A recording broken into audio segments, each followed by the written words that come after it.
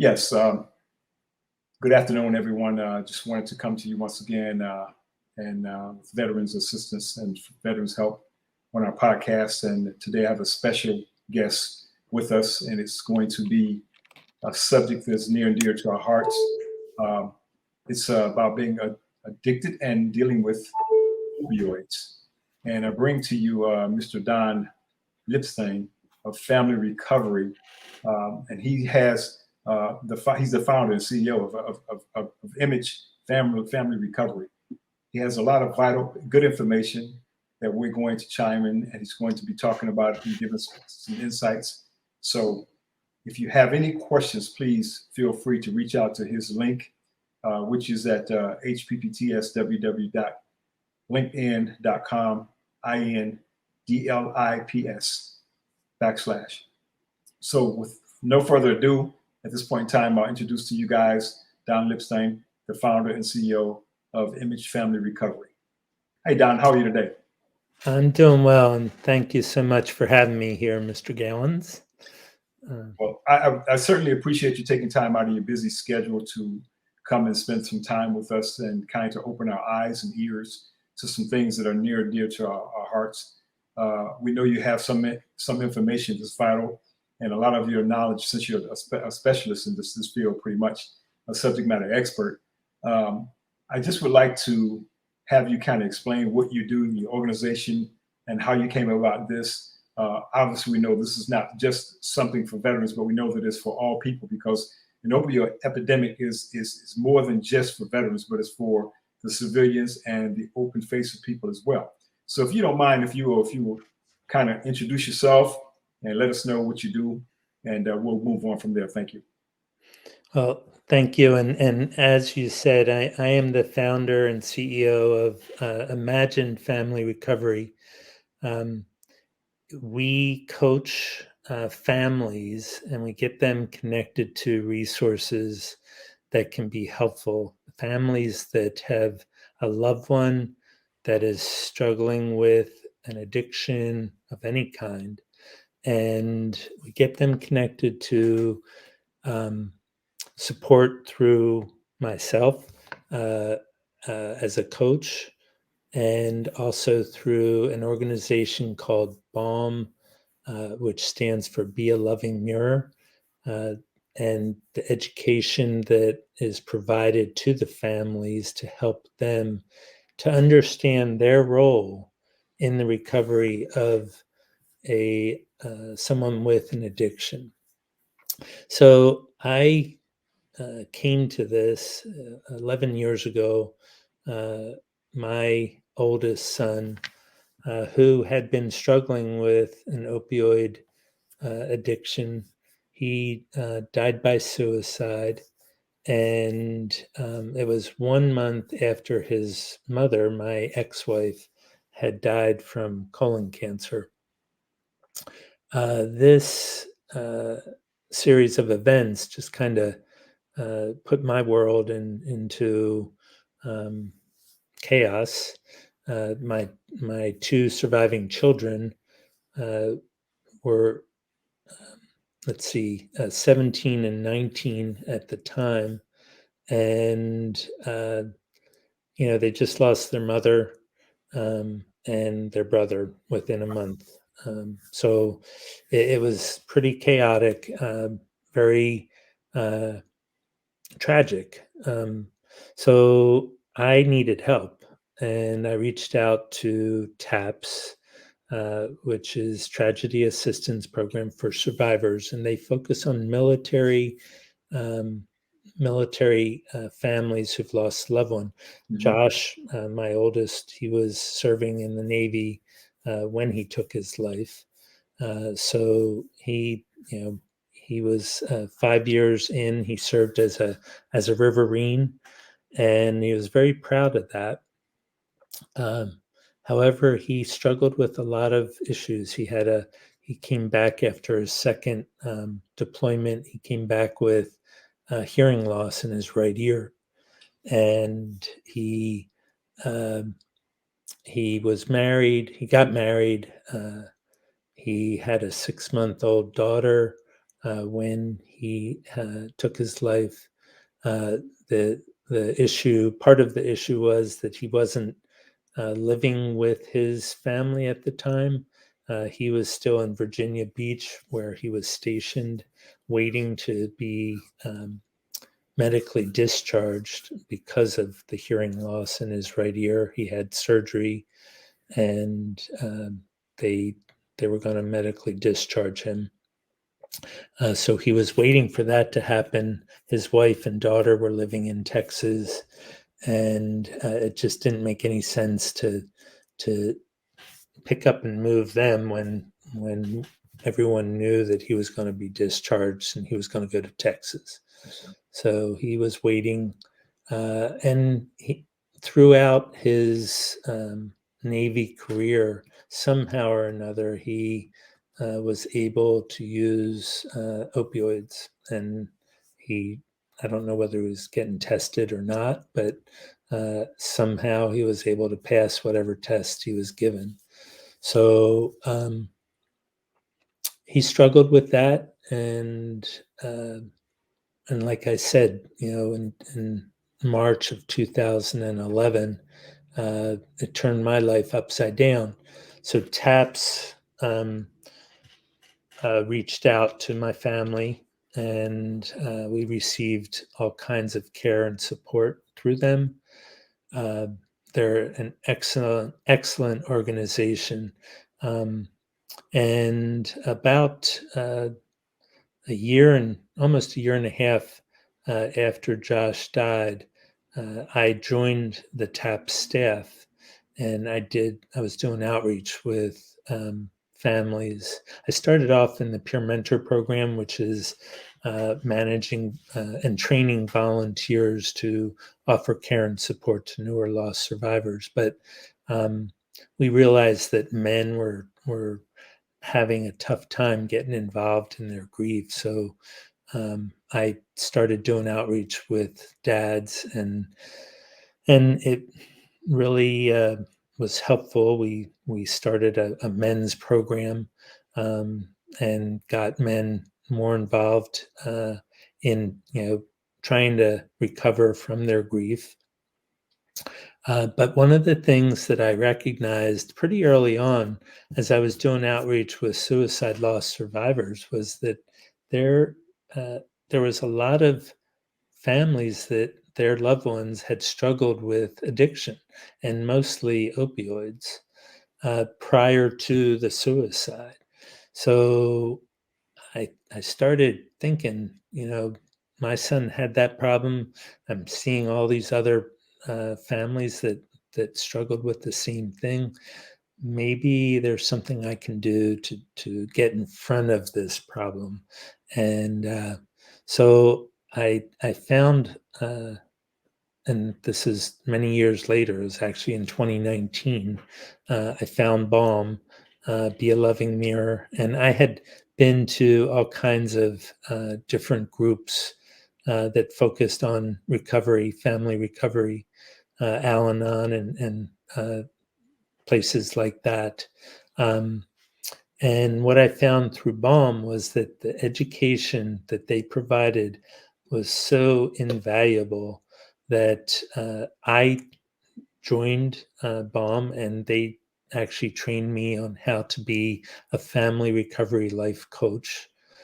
And so I'm still Imagine Family Recovery is working with families that have lost a loved one to suicide or overdose, and will help people in any type of grief. But we also are trying to support families in the recovery of their loved one that has an addiction. So that's, I think that pretty much brought you up to speed as to where I am today. Wow, Don, it's amazing. I mean, because that's how you and I became to know one another through TAPS. And I want to first off applaud you and thank you for being diligent and being dedicated and determined and sacrificing your time in order to enable us that have situations that we're experiencing going through and having to come to that organization, and for you doing what you're doing right now. Because as a subject matter expert, this is bigger than you and I. It's so much bigger than you and I. Even reflecting back on the last 4 to 5 years ago, where there were towns that were literally subscribing opioids to people. And this was known by certain entities and nothing was done about it. So this is really, really powerful. And I truly thank you for, first and foremost, my deepest condolences to you and your family for what you've gone through. And somehow through that, it's evolved to what it is now. And your journey is just beginning, my friend, simply because there's so much more to do, so many more things that you can accomplish just by the knowledge that you have and the people that you can affect. And I'm going to do everything that I possibly can to keep this on the forefront of the minds of those that need to hear it and those that are going to hear it and those that are willing to listen. This is something that you're talking about, a subject that's so much bigger than you and I. I mean, huge, massive. And the only way that things can be done to make a change and make a difference in people's lives are to get in front of this like you're doing now and to get on board and to continue to keep people enlightened, keep people to the point where they're knowledgeable about what's going on. I truly thank you. And like I said, I cannot thank you enough.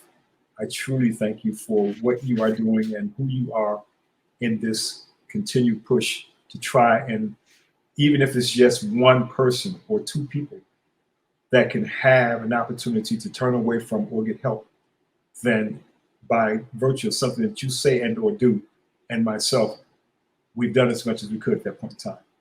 But I truly thank you. I mean, this is so much bigger than what I really thought it was, really. So if you think about it, Reese, this podcast is doing an amazing thing by trying to help eliminate the stigma, right? You're having tough conversations with people that can really help eliminate the stigma of mental health, of any kind of substance use disorder, and to help our military as far as to try to eliminate suicide. I mean, if we aren't actively talking about this, how are we getting anywhere? We're not. We have to be able to talk about it. Yes, I truly agree with you. And like I said, that's the next subject that I want to embark upon is suicide prevention and suicide in our society, because a lot of times people don't realize the things that what they go through. And when you get to the point where you're talking about the time spent alone, and the holidays is usually the worst, simply because they're either missing loved ones or they're by themselves and they don't know how to deal with that. We're getting ready to embark upon that in the next few months, where Thanksgiving goes right into Christmas, which goes right into New Year's. And these are the darkest days and the darkest numbers and the highest numbers when it comes to suicide and mental health issues. So having an opportunity to try and get that information out to people, a dialogue is something I think is very important. Sometimes it's not about trying to find a solution. It's just about someone just having the opportunity to listen. Sometimes people just want you to listen. You don't have to automatically go into fix mode. You don't have to automatically go into resolution mode. Sometimes people just want you to listen to what they have to say. And that is something that I am opening up. And that's why I started this podcast, because of that. And as I said before, I lost my son, Troy, obviously, back in January of last year. He was having some problems, 19 years, 6 months before he was to retire. He was having some issues with medical issues, and he was taking, obviously, medications. And I don't know, I can't prove for a fact that it was also combined with alcohol substances. When you combine the two, you're talking about like an explosion where you have the casing for the dynamite, you add the powder, then you add the fuse, and then you light the match. It's just a matter of time when you get the explosion. And that's what happens. And sometimes people can't deal with that alone and deal with it by themselves. And if you don't have an entity which is some type of professional help, then they only think that they can deal with it the best way if they know how.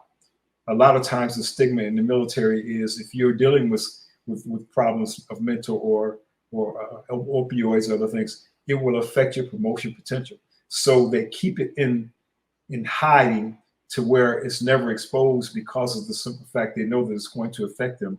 And even back in the years when I was in, it was shunned upon, it was looked down upon. If you had issues mentally and you had other problems such as drugs and or opioids, you would definitely not get promoted. And I feel that that's not fair simply because some of the things that's happened in the situations that you've been put in as a veteran, where you have to go into certain locations in combat for so many months, 14, 15 months at a time of intervals, and you're talking about more than once.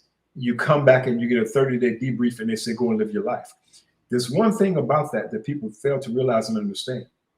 There's a threshold, and this is reality. Once you cross that threshold of taking a life, it's never the same. You don't even look at life the same. You don't respect life the same anymore. You can't just turn that off. It's not a switch you turn off and get 30 days, 90 days, 60 days of counseling and say, okay, now you can go and live your life. It doesn't happen. It's not like that. When you take something like that, it's almost relative to the point of making a deposit at the bank. When you put money in the bank, it's the same thing, but how it's a mental bank. So when you relate certain things and you deposit that, related to what that is, when you go back and you ask that mind teller what's going on, it's related to what that situation is, you're going to get that back. So if you don't know how to deal with it and you haven't dealt with it by putting it in and getting it out, you don't know what you get back. So we have to be careful with that. But once again, like I said, I truly thank you for all that you have done thus far and that you're going to continue to do, because I am going to stay in your ear. I'm going to keep this relationship going to the point to where we can do something about it. And like I said, even if it's just one person, that's all that it takes. One person. It doesn't matter. That's the most important thing to me. And so with you being the subject matter expert, you have a lot more knowledge on the things and the traits and the things to kind of look for in a person. Unfortunately, when you're not around that same person all the time, you can't detect their mannerisms. So you can't see what they're going through. You can't see how they're dealing or not dealing with it. The only thing you can do is basically deal with the results, which sometimes is too late. So we want to try to avoid getting to that point, because at that point in time, it's 9 times out of 10 not going to be good. It's not going to be good. So in your layman's term, can you kind of define to me what does opioid addiction mean, and how do you? I mean, does it mean I take a pill today and I'm done with it? I'm no longer addicted, or does it mean if I take that pill more than one time over a certain interval of time, and what interval of time would it be considered? Because when we think of opioids, we're thinking it's something that's beyond what you can get across the counter or prescribed from your doctor. That's what we think it is. So I would like to know, can you kind of explain that to me? Because to me, it's mind-boggling, because how do I know it's an opioid and how do I know I'm addicted? That's a really good question, and I just want to make sure that everyone understands that my answer is not a clinical answer. It's I am a peer, and I can speak from experience, my previous experience, but I don't have a clinical degree in any way, shape, or form. So the way I understand addiction is when there is a substance or an activity that a person is doing that they don't have control over. The activity or the substance has control over them. So they want to stop. If it's alcohol, they want to stop drinking, but they can't. That's an alcoholic, or somebody with an alcohol addiction. Same thing with opioids. that if there's if there are people that can use opioids and they can stop using them, and that's not an addiction. It's when you can't stop, when you want to stop and you can't stop. That's where the addiction is. So believe it or not, the most common opioids right now are probably opioids that you can't get, heroin and fentanyl are the two most common that are causing addiction and death.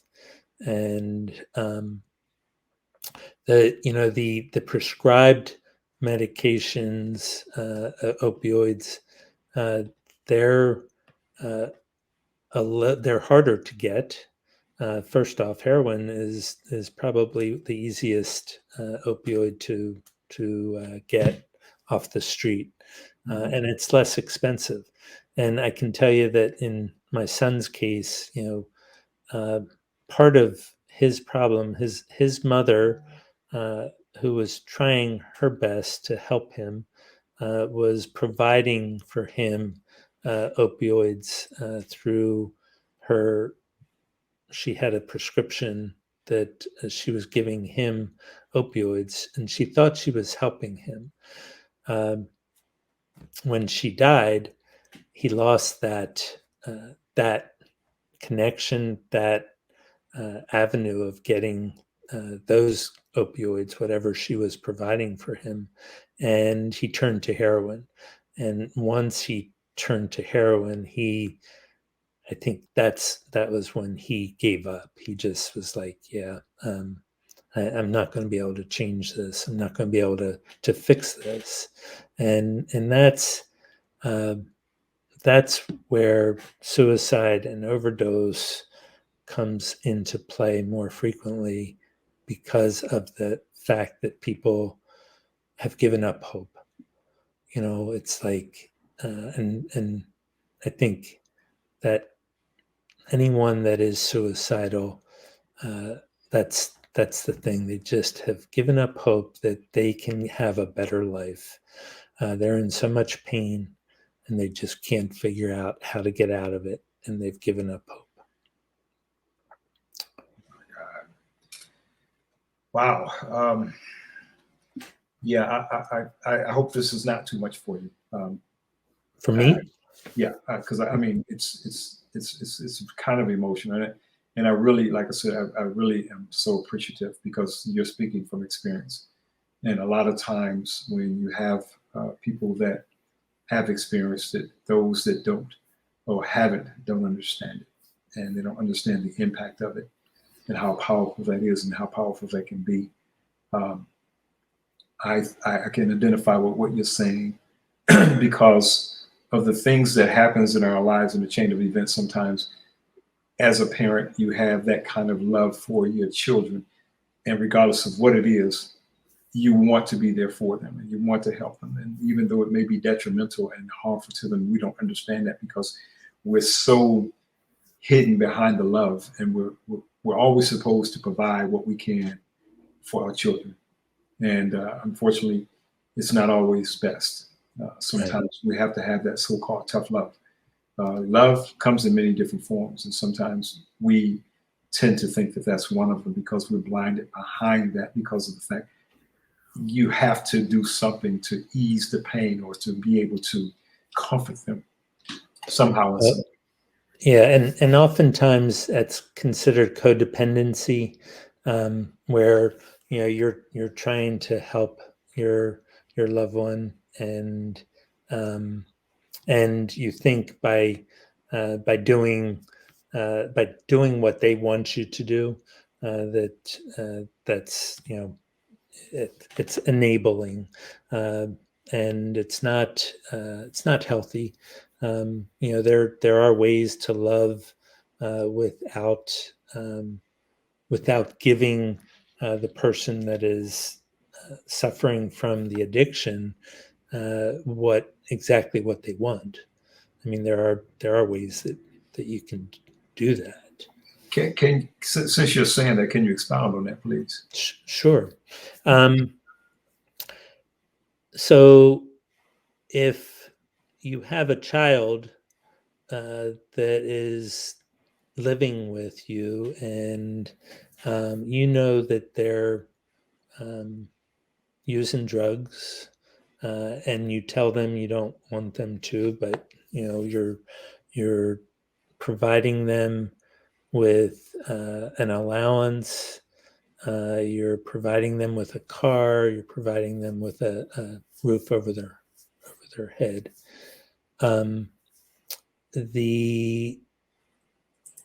So they're using, and you're allowing them to. There are things you can do. There's leverage that, and the balm talks about this, that you don't have to give them an allowance, so they don't have money to buy whatever drugs they might be using, whether it's marijuana, opioids, meth. There's could be anything.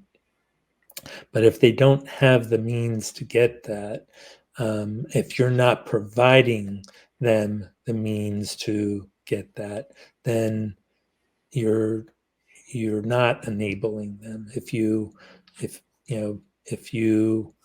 are paying for their car, and paying for the gas in the car, those are things that you don't have to do if you find that you have a child that's living at home that is doing drugs that you don't want them to do. Let them find their own way to get to wherever they got to go. If it's your car and you're providing the gas or the money for that, you don't have to do that. And I don't encourage this. I think as a very last resort, if you've taken everything else away and they're still, not doing what you need them to do, you give them a choice. You give them an option. Either you get treatment, or you can't live here. And you have to find another place to live. And I mean,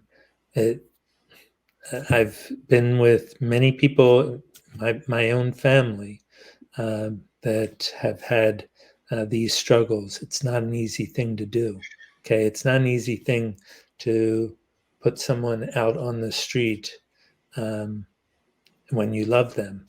However, it's not easy to watch your child kill themselves either, and to watch them die from an addiction. So you want to prevent it, and use the leverage that you have to help prevent them from doing something that will probably end in overdose, or could end in suicide as well. Wow, this is it's a powerful subject. I can somewhat identify with that. Someone that is in my circle, and a family member of theirs lost their life because of something like that. And the bad part about it is they did something but didn't do enough. When you have loved ones and family members that know what you're going through and know what you're doing, but won't say anything to the right people to get the right help, you have a guilt complex, because you don't want to lose the communication with the person that's going through the problem by virtue of, as they call, snitching on them. So ultimately, you do nothing. You're doing more harm than you're doing good when you do nothing, because now what happens is, and in this instance, the person lost their lives. So that's something you have to live with for the rest of your life. And we already do that anyway. Whenever you lose someone, you already have a guilt complex and asking yourself, is it something that I could have said, something I could have done to change the outcome? And in an instance like this, sometimes you do, and they're notified, or you notify their parents or the person that's responsible for them. They go into a system or program, and they are in that program, and they're able to come out of the program with supposedly a solution. They've gone through the 4 or 5 step program, and they've evaluated them, and they've actually basically, as you consider, graduated from that program, and they turn right around and go right back to the same thing.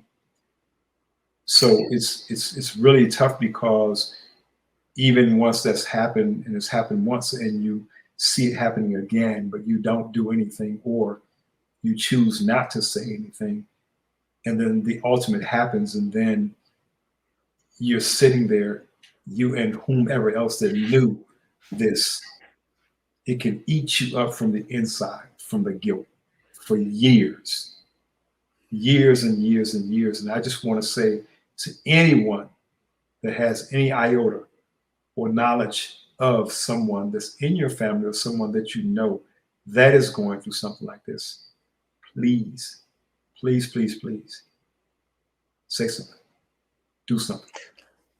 You have to, because it will make you literally rot from the inside out, knowing that there's something that you could have done, you did nothing.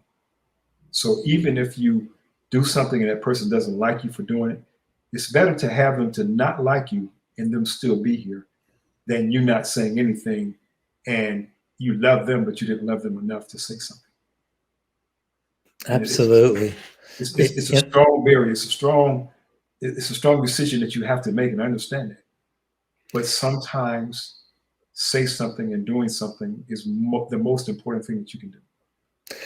There's a couple things I'd love to just point out. And first off is that we're always at choice. Okay. Oftentimes when a parent of a child, or even a spouse that has a loved one that's in addiction, we feel like we have no choice but to deal with whatever it is that they're doing. Okay. And sometimes, they can get pretty mean and nasty. And it's not them, it's the addiction, it's the substance that is causing that. But we all have choices in how we handle things. And I want to really emphasize this point. If you have lost a loved one to suicide or overdose, and even if you're about to, the thing is, we are all doing the best we can with the knowledge that we have at the time. We may not know what we're like, people may not know what we're talking about here, and they might not have that knowledge. If you lost somebody previously, and you're thinking, I should have done this or I should have done that, to me, you don't want to beat yourself up, because you did the best you could with the knowledge that you had at that time. You may have learned a lot of things afterwards, things that you didn't know, things that, it would have been very helpful for you to know, so that you could have done more than you did.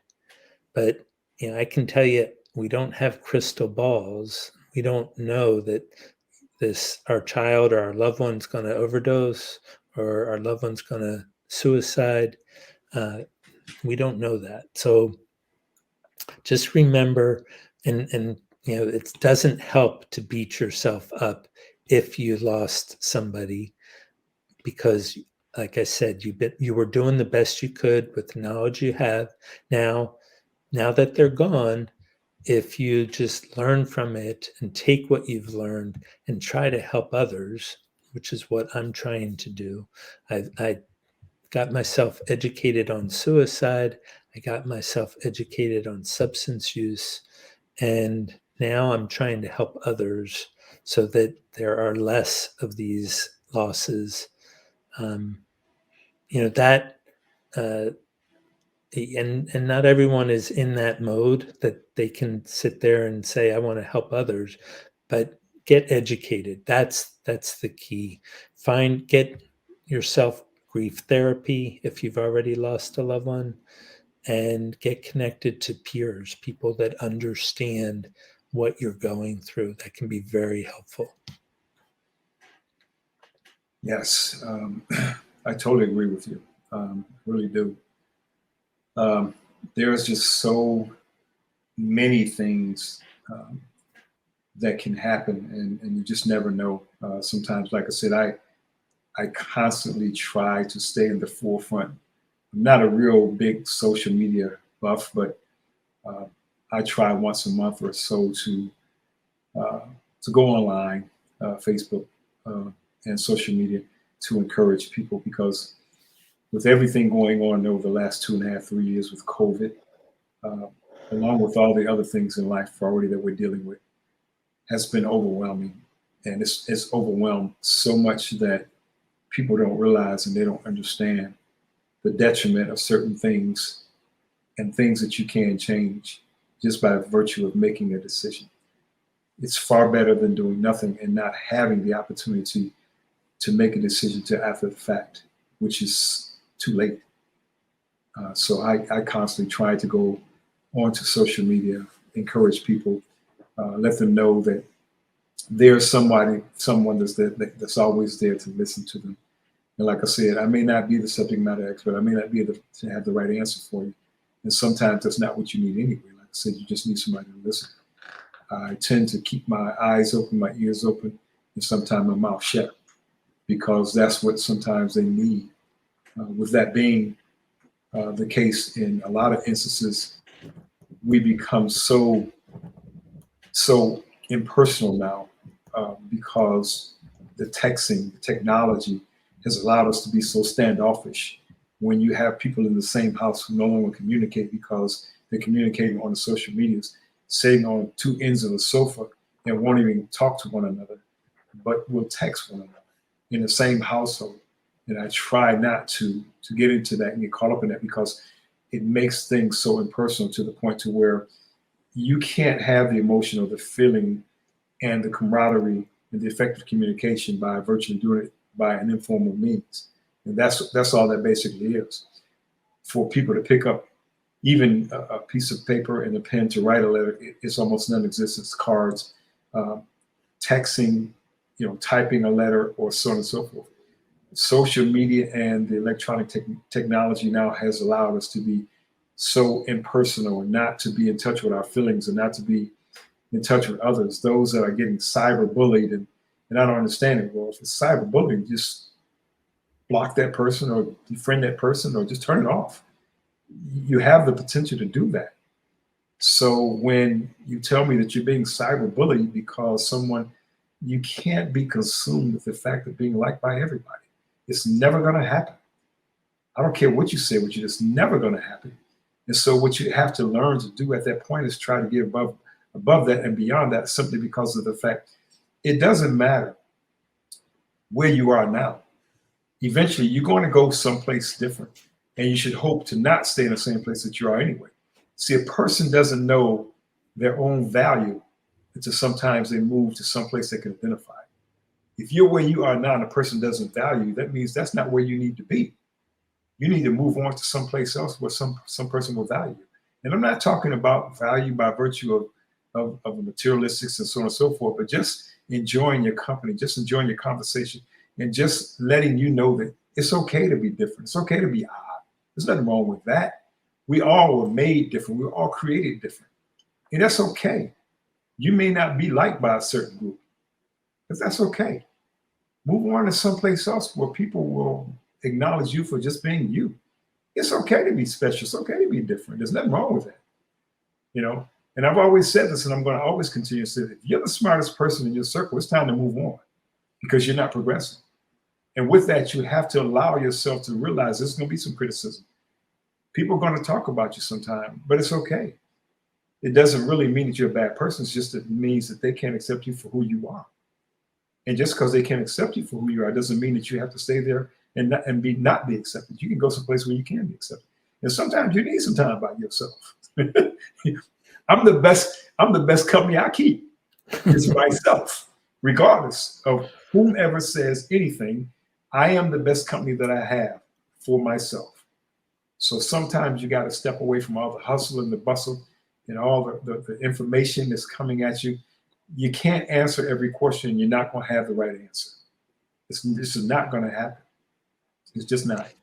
I do don't want to go in depth about it, but I do feel that there are things that can change in our lives when it comes to certain things, when it comes to opioids. Well, they have certain representatives, state representatives, government representatives. People, you have to realize your vote counts. If someone is not doing what you think they should be doing, then there's an opportunity to get rid of them. You don't have to accept it. It's like we're afraid to make that decision. I've spent a lot of time overseas and I see the things that's happening and that I have experienced over there.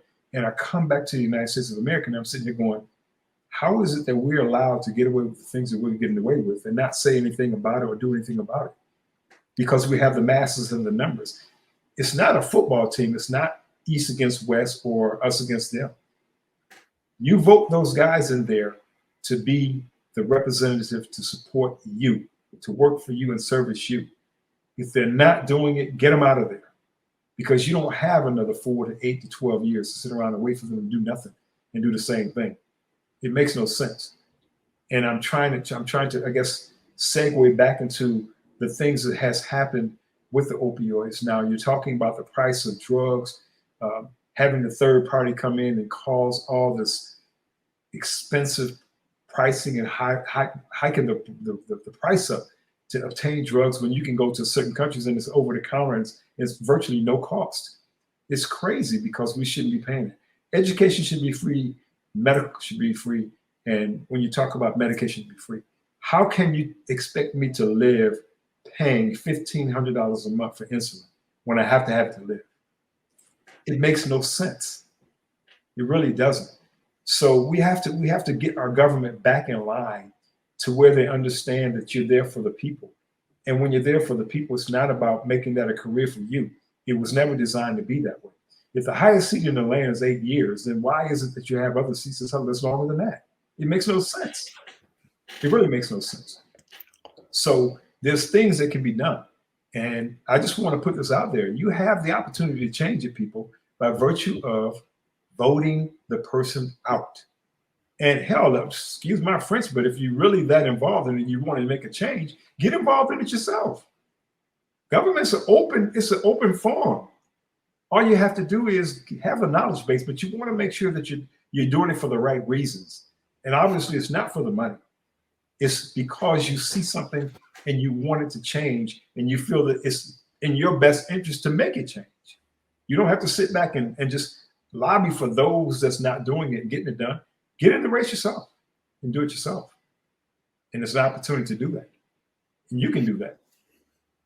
But I tell you, I mean, this thing here is bigger than what I ever thought it was. I had no clue of how it can affect you indirectly in so many different ways. It's so many different things.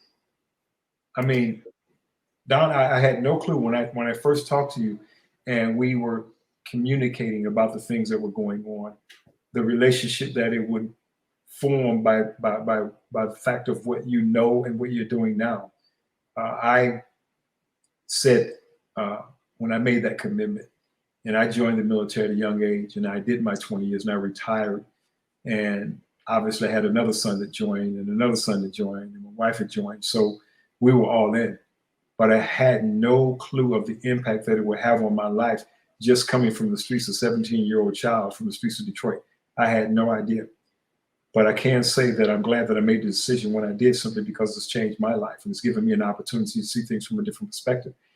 I don't know where I would be had I not made that choice.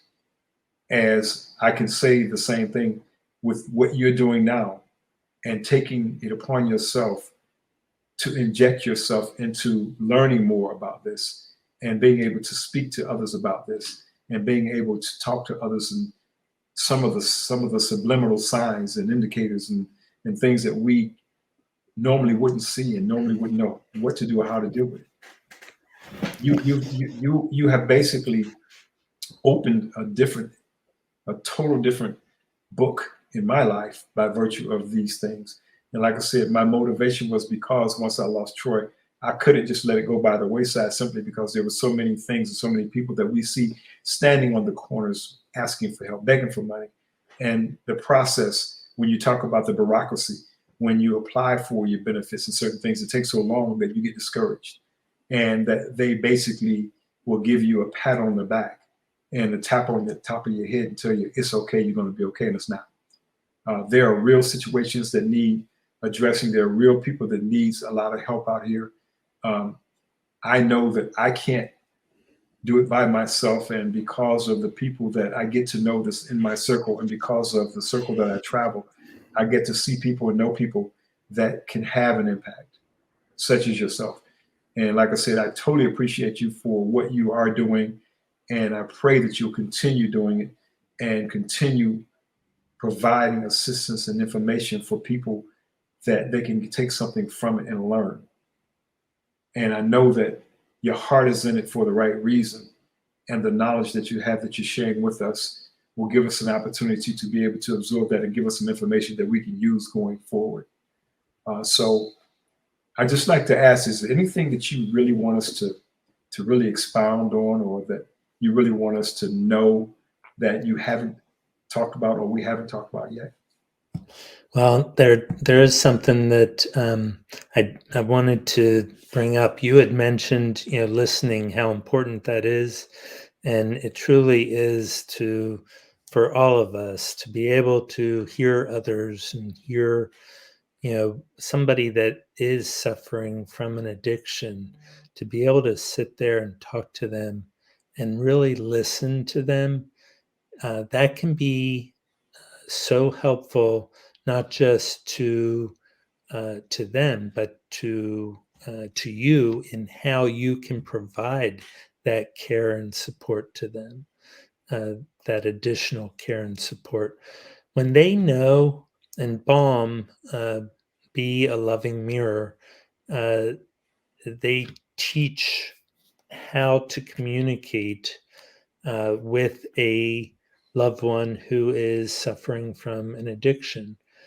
And when you are able to have that calm conversation with someone who uh, really doesn't know anything other than, they want, where are they going to get their next drink, or where are they going to get their next uh, you know hit from uh, heroin. That's all they really care about. To have a conversation with someone like that can be very difficult. However, if you are able to learn this method, which I have learned, it takes a lot of listening skills and just hearing where they really are. That can make all the difference in, whether somebody wants to find recovery or not. And that's, obviously our hope is that somebody that has suffered and is suffering from an addiction finds a path to recovery. That's all that we really hope for. And that's long-term recovery. You had mentioned before that, oftentimes people will go into a rehab and come out, and if they go back to the same situation that they were in when they went into that rehabilitation center, nothing's going to change. If the surroundings, if the environment changes, then they're more likely to stay in long-term recovery than to then relapse. Like if nothing changes, they chances are they will relapse. Okay, and they'll continue to do so until their environment changes, and that's where the families can be so helpful. So I'm grateful that you brought up listening, and I'm sure most people have heard this before, but God gave us one mouth and two ears for a reason. And so it is so much more important to listen with an open mind than it is to talk and to tell people what we think they should be doing. Don, brother, I appreciate you. We're going to have to come back and do another part on this, because this can't be done in one session. It really can't. And like I said, I truly appreciate you. And I thank you for taking time out of your busy schedule. When I didn't have the information and I reached out to TAPS and they were able to provide it for me, I was so grateful that you accepted my invitation. And as I told you, I wanted you to come on, and I'm going to have you back on again. So in the meantime, I just want you to know that I'm praying for you. We're going to continue to keep our dialogue open. We're going to communicate with one another. If there's anything that I can do, I don't care where it is, you call and you let me know, and I'm there. I want to thank you so much for what you're doing to help in this, and this podcast is a blessing, and I'm hoping that that it reaches many people, not just this episode, but all the episodes that you are producing. So you're doing some good things, and just as I am, in honor of Troy, right? That you're doing this podcast in honor of him and to try to help others. So thank you, my friend. God bless you. We'll be in touch. Once again, call me anytime. I'm there, and I'm definitely going to be in touch with you. God bless you, my friend. Take care. Have a good rest of your weekend. Continue being heard, seen, and being effective. God bless you, my friend. Bless you as well. Thank you. So long.